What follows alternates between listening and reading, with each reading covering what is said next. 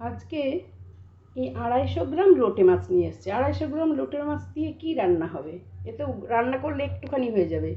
তাই জন্য আমি এটাকে ঝুড়ো না করে আমি পেঁয়াজ রসুন আদা সব একসঙ্গে বেটে নিয়েছি। কড়াই তেল দিয়ে পেঁয়াজ রসুন আদাটাকে ভালো করে বেটে নিয়ে ভেজে নিলাম। কষে নেওয়ার পরে তাতে আধখানা টমেটো দিলাম, দিয়ে নুন হলুদ দিলাম, আর দিয়েছি শুকনো লঙ্কার গুঁড়ো আর 2টো কাঁচা লঙ্কা দিয়ে ভালো করে মশলাটাকে কষে নিয়ে এই মাইক্রো ওভেনের বাটিতে আমি মশলাটাকে ঢেলে নিলাম। এবার আমি এর মধ্যে এই লোটে মাছগুলোকে নুন হলুদ মাখিয়ে রেখেছি, এই মাছগুলোকে ঢেলে দেব। দিয়ে ভালো করে এটাকে আমি মাখিয়ে নেব। মাখিয়ে নিয়ে এটাকে আমি আজকে মাইক্রো ওভেনে দিয়েই রান্না করব। দেখবেন এই রান্নাটা কত সহজে আর কত সুন্দর হয়।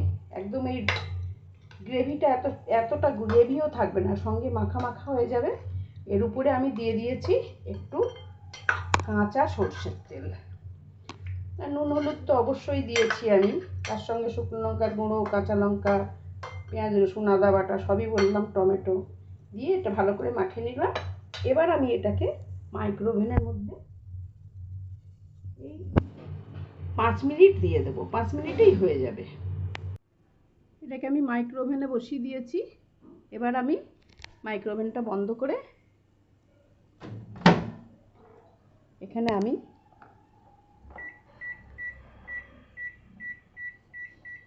10ই দিলাম। যদি আমার একটু কম লাগে আমি একবার দেখে নেব, অফ করে দেবো। কিন্তু 5-এ মনে হচ্ছে একটু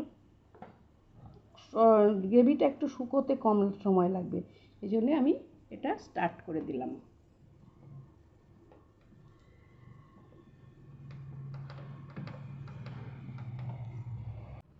মাইক্রো ওভেনের ভিতরে দিয়েছি। এবার আমি এটাকে স্টার্ট করে দিলাম। এই 10 মিনিট এতে এখন রান্না হতে থাকুক। 10 মিনিট পরে বের করে দেখব একদম মাছগুলোও সিদ্ধ হয়ে গেছে, গ্রেভিটাও ওর সঙ্গে একদম মাখা মাখা হয়ে গেছে। এইভাবে আপনারাও রান্না করে খেয়ে দেখুন কেমন লাগে। আমিও করলাম। যারা এখনও সাবস্ক্রাইব করেননি আমাকে একটা সাবস্ক্রাইব করে দেবেন, কমেন্ট করে জানাতে ভুলবেন না যে রান্নাটা কেমন হলো। অল্প সময়ের মধ্যে একটু, এখন তো গ্যাসেরও একটু টানাটানি চলছে, তার জন্যে ভাবলাম মাইক্রো ওভেনে করে নেওয়াই ভালো, তাহলে আমার গ্যাসটা একটু অন্তত বাঁচবে। সেই হিসাবেই আমি করলাম মাইক্রো ওভেনের মধ্যে। আপনারাও করে দেখুন।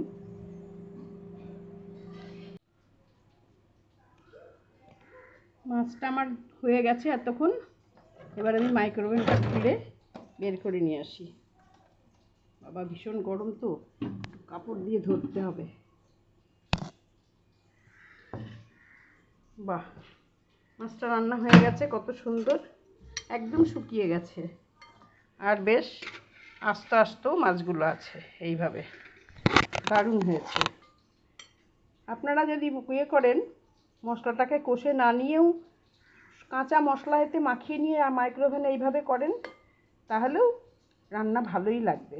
আমি একটু কষে নিলাম মশলাটা যদি কাঁচা গন্ধ বেরোয় সেই জন্যে, কিন্তু কষে না নিলেও রান্নাটা ভালো হবে। আর মাছগুলো কেমন এরকম আস্তে আস্তে থাকবে।